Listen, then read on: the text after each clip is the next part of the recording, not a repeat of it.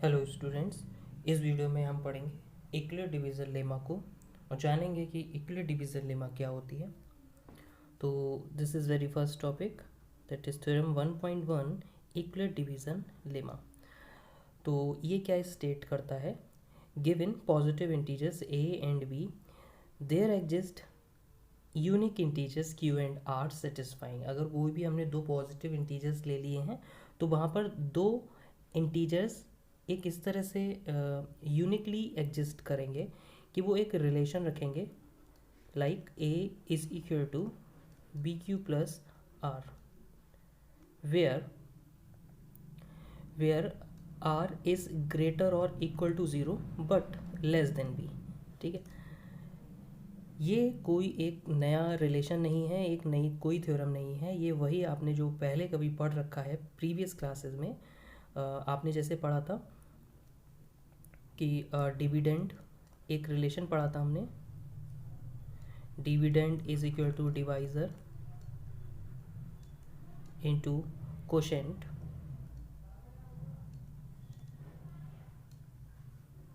Plus remainder.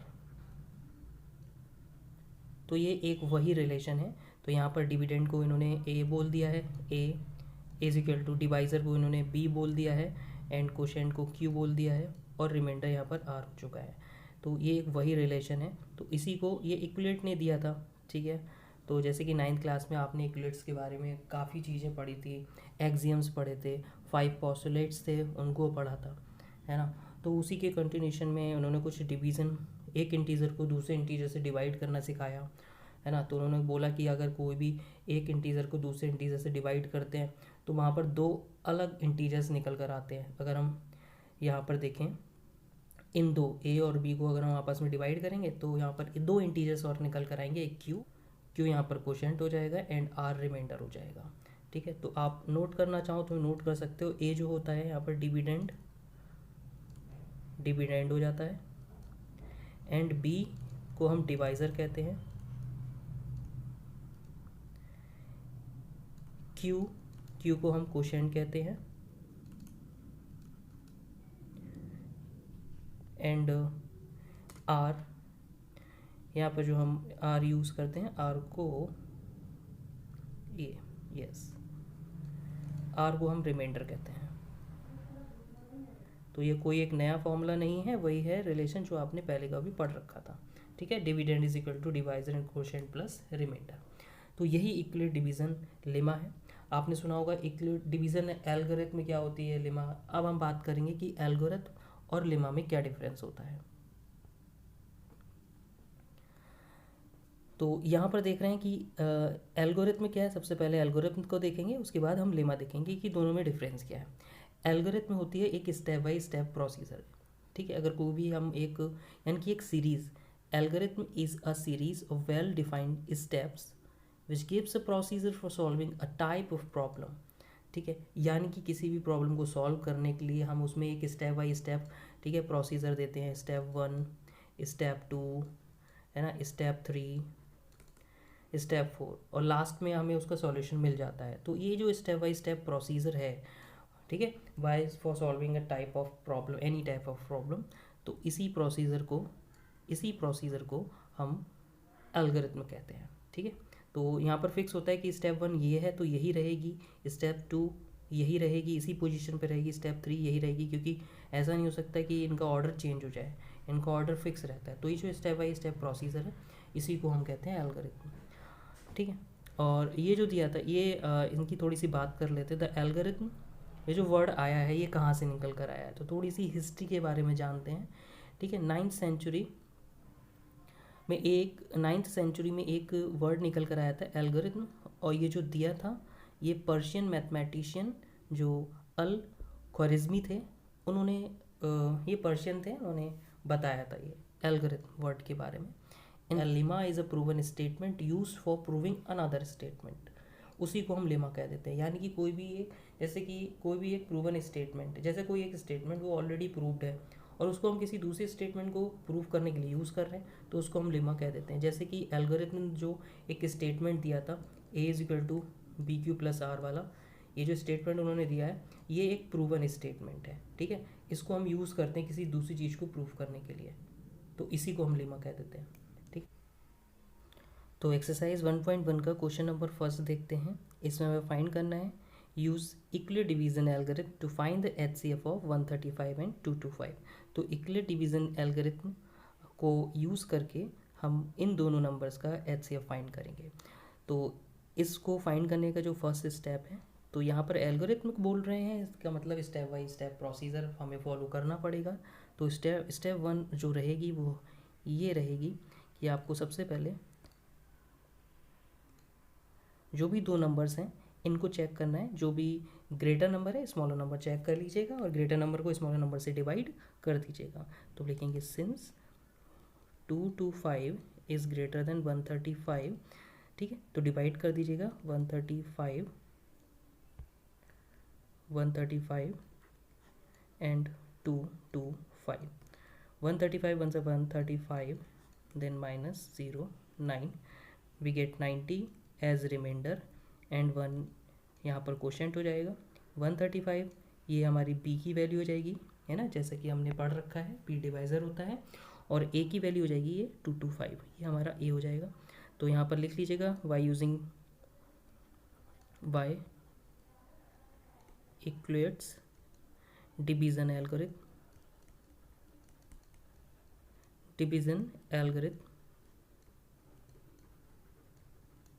we know that a relation a is equal to bq plus r. now a क्या है 225 is equal to b की value है 135 into q की value है 1 and reminder है हमारा 90, ठीक है। रिमाइंडर को चेक करते हैं, नहीं रिमाइंडर हमारा 90 है। तो रिमाइंडर हमारा जब तक 0 नहीं आ जाता तब तक ये हमें स्टेप्स को फॉलो करते रहना है, ठीक है। तो सिंस रिमाइंडर इज़ 90, ठीक है, तो हम आ जाते हैं अपनी स्टेप सेकंड पर। देन स्टेप सेकंड, तो सेकंड स्टेप रहेगी, सेकंड स्टेप पे हम देख रहे हैं कि r की जो वैल्यू आई थी वो 90 आई है, ठीक है, जो कि 0 के इक्वल नहीं है। तो हम फिर से सेकंड स्टेप को प्रोसीड करेंगे। We know that from equal division algorithm a is equal to B Q plus are, ठीक है। अब आपको जो नंबर्स डिवाइड करने हैं वो एक तो जो आपका रिमाइंडर आया था वो, और जो लास्ट आपका डिवाइज़र था वो, दोनों को डिवाइड कर लेते हैं। तो 90 और 135, ठीक है। बस ध्यान इतना रखना है कि अब जो हमें डिवीज़न करना होगा वो रिमाइंडर और डिवाइज़र के बीच करना होगा। तो 90 1 सा 90 माइनस कीजिए तो 45 आया। 45 आपका रिमाइंडर बन गया और 1 आपका क्वोशेंट बन गया एंड 90 ये आपकी v की वैल्यू हो गई और a की वैल्यू 135, ठीक है। तो लिख दीजिए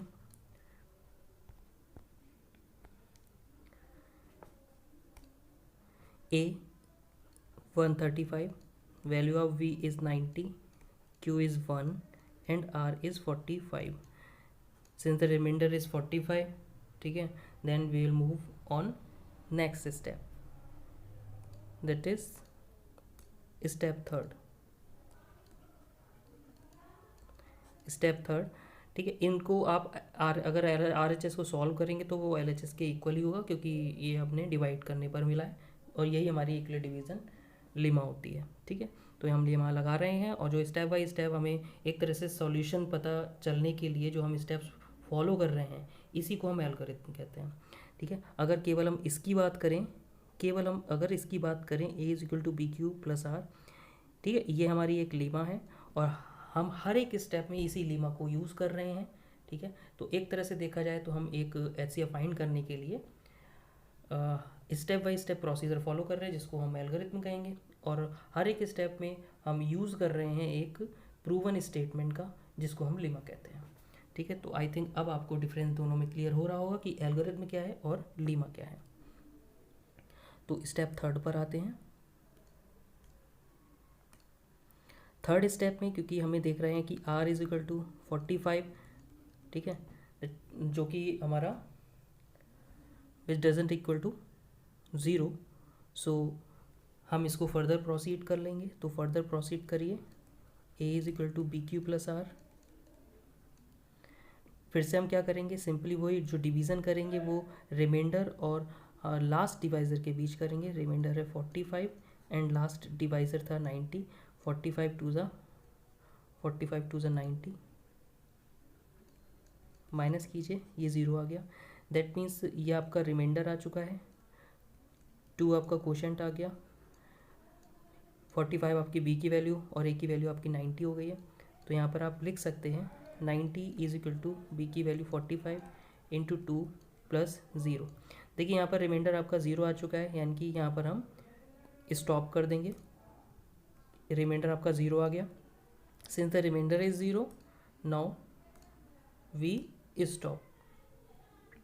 सिंस रिमाइंडर इज 0, तो हम स्टॉप कर देंगे, यहीं पर सारे प्रोसीजर को स्टॉप कर देंगे। और बस इतना ध्यान रखना है कि लास्ट स्टेप में जो भी आपका डिवाइज़र आता है वही आपका HCF होता है। तो यहाँ पर HCF जो आएगा आपका वो 45 हो जाएगा। ठीक है, तो यही एल्गोरिथम, हमने ये पूरी जो प्रोसीजर है इसी को हम एल्गोरिथम कह रहे हैं। स्टेप बाय स्टेप प्रोसीजर है to find the HCF of two numbers. ठीक है, तो हर एक स्टेप में हमने इक्विलेट लिमा को यूज़ किया है। ठीक है, और जो स्टेप बाय स्टेप प्रोसीजर बना है इसी को हम एल्गोरिथम कहते हैं। ठीक है, तो आई होप कि आपको ये समझ में आ गया होगा। ठीक है, चलते हैं अपने नेक्स्ट क्वेश्चन की तरफ। एक एग्जाम्पल है कि एग्जाम्पल नंबर 2, इसको देखते हैं। एग्जाम्पल 2 है, show that every positive even integer of the form 2q and that every positive odd integer is of the form 2q plus 1 where q is some integers।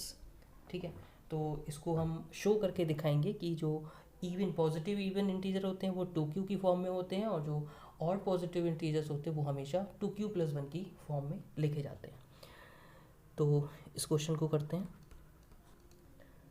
समझेंगे इसको। तो इस क्वेश्चन को हम एग्जाम्पल के थ्रू भी लेकर कर सकते हैं, है ना, और नहीं तो इसको हम जर्नली एक दूसरे तरह से भी कर सकते हैं। तो सबसे पहले हमें यहाँ पे कुछ कंसीडर करना पड़ेगा। लेट जो भी इंटीजर्स हैं, तो लेट ए बी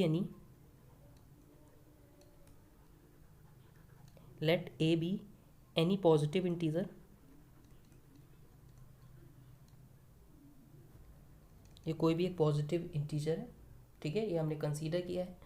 और एक चीज़ और हम कंसीडर कर लेंगे, and b is equal to 2। ठीक है, b को हम 2 कंसीडर करते हैं। और 2 ही क्यों कंसीडर करते हैं, ठीक है, इसका भी एक लॉजिक है। यहाँ पर हम देख रहे हैं कि कोई भी एक इंटीजर है q इज सम इंटीजर, तो q को मल्टीप्लाई किया जा रहा है। ठीक है, अगर हम देखें इसको हम कंपेयर कराएंगे अगर इक्वलेट डिवीज़न लेमा से, तो वहाँ पर हमें b की वैल्यू जो मिलेगी वो 2 ही मिलेगी। अगर हम इसको कंपेयर कराते हैं इक्वलेट डिवीज़न लेमा से, तो वहाँ पर हमें b की वैल्यू 2 मिलेगी। यानी कि जो डिवाइड किया जा रहा है, जो डिवाइज़र है, b इज़ अ डिवाइज़र, और डिवाइज़र की वैल्यू यहाँ पर 2 रहने वाली है। यानी कि हमें 2 से ही डिवाइड करना है किसी भी इंटीजर को। तो किसी भी इंटीजर को अगर हमें 2 से डिवाइड करना है तो हमने उसको b कंसीडर कर लिया है, तो b की वैल्यू हमने 2 ले ली है। ठीक है, तो इसी के थ्रू हम समझेंगे। देन बाय इक्वलेट्स डिवीज़न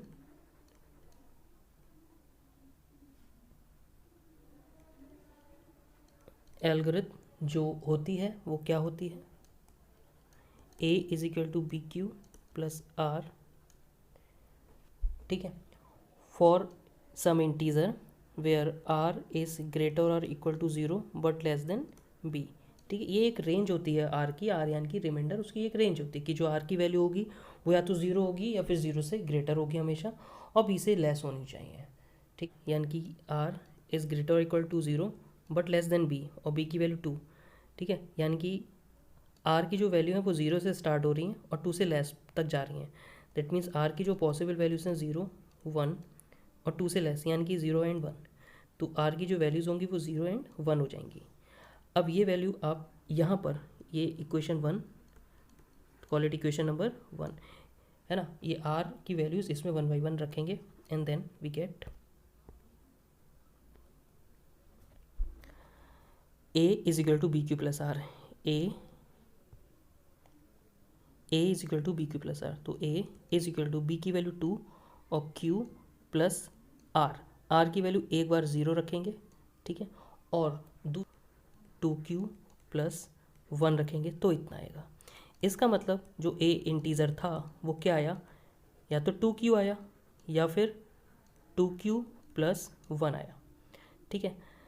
तो यहाँ से ये देखिए प्रूफ हो जाता है, यहाँ से ये एक प्रूफ इस तरह से हो जाता है कि जो ए की वैल्यू होगी वो या तो 2q होगी, 2q का मतलब क्या है, q यहाँ पर कुछ इंटीज़र है, लिख देंगे where q is some integer, क्योंकि q क्या है, एक कोई भी इंटीज़र है, और कोई भी इंटीज़र का अगर हम ट्वाइस करते हैं यानी कि 2 से मल्टीप्लाई करते हैं तो वो हमेशा एक इवन नंबर आता है, ठीक है। किसी भी अगर इंटीज़र की मल्टीप्लाई 2 से करेंगे तो वो एक हमेशा, ये पॉजिटिव इंटीज़र क्यों जो है यहाँ पर एक पॉजिटिव इंटीज़र है, उसकी 2 से मल्टीप्लाई करेंगे तो हमेशा एक इवन नंबर आएगा।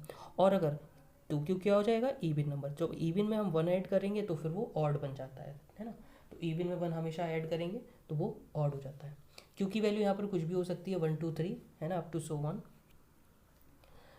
तो फाइनली यहाँ पर हम लिख सकते हैं if a is a form of 2q, अगर a 2q है ना, तो इफ़ a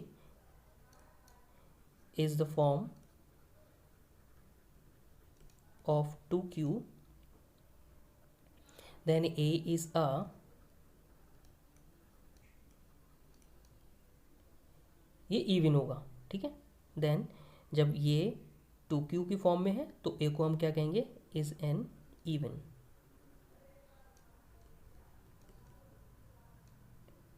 इवन इंटीजर, ठीक है। और यहाँ पर जो ये ठीक है, ये पॉजिटिव इंटीजर जो होगा ये कुछ भी हो सकता है, ये इवन भी हो सकता है एंड ऑड हो सकता है, also a positive integer can be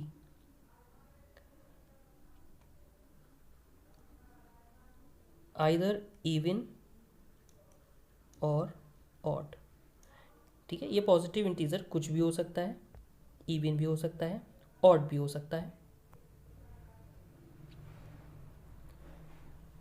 So therefore any positive odd integer we can write, therefore any positive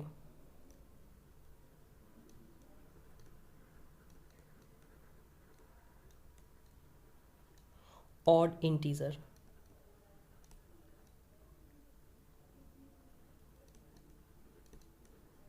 is of the form 2q plus 1। क्यों, क्योंकि 2q जब इवन होगा और इवन में अगर हम 1 ऐड करेंगे तो वो odd third, so that any positive odd integer is of the form 4q plus 1 या फिर 4q plus 3 where q is some integer. तो इसको करने के लिए हमें ये क्वेश्चन में प्रूव करना है कि जो भी ऑड पॉजिटिव इंटीजर होते हैं, पॉजिटिव ऑड इंटीजर जो होते हैं वो 4q प्लस 1 की फॉर्म में होते हैं या फिर 4q प्लस 3 की फॉर्म में लिखे जाते हैं। तो इसके लिए सबसे पहले हमने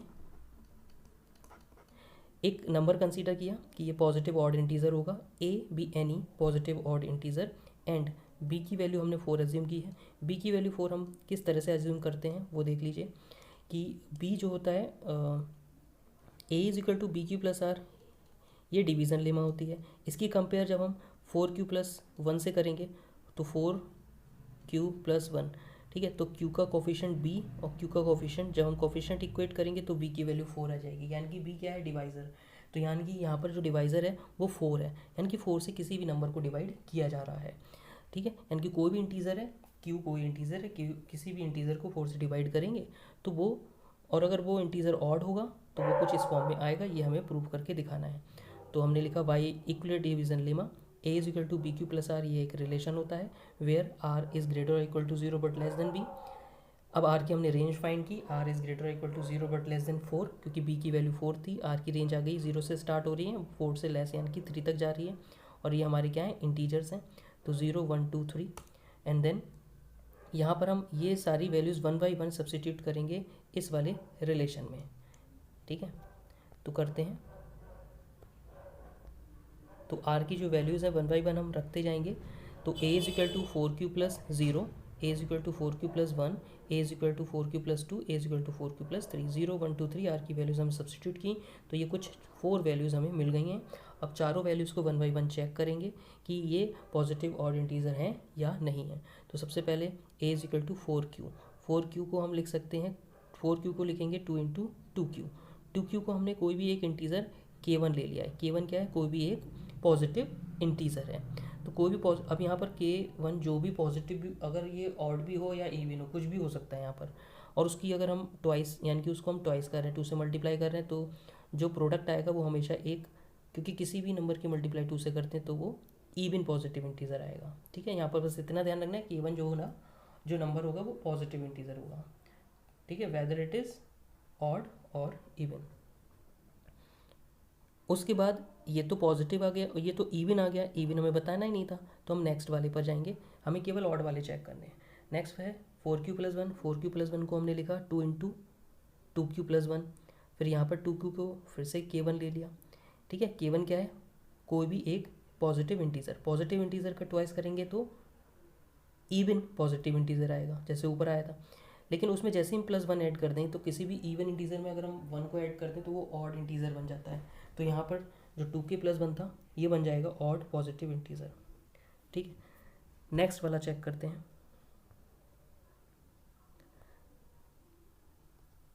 नेक्स्ट 4q प्लस 2, हम यहाँ पर इसको लिख सकते हैं 2 इंटू 2 को कॉमन ले लिया, 2 इंटू 2q प्लस 1, और 2q प्लस 1 अभी हमने ऊपर प्रूफ किया है कि ये ऑड पॉजिटिव इंटीजर था। ये कैसा नंबर आता है, ये हमेशा ऑड आता है, ये जो इंटीजर है वो ऑड इंटीजर है, ऑड पॉजिटिव इंटीजर। तो उसका ट्वाइस हो रहा है यानी कि उसकी मल्टीप्लाई 2 से हो रही है, तो ऑब्वियसली ये इवन बन जाएगा, तो जो आंसर आएगा वो इवन पॉजिटिव इंटीजर आ जाएगा, है ना, जो कि हमें बताना नहीं था, हमें केवल चेक करना है ऑड के लिए।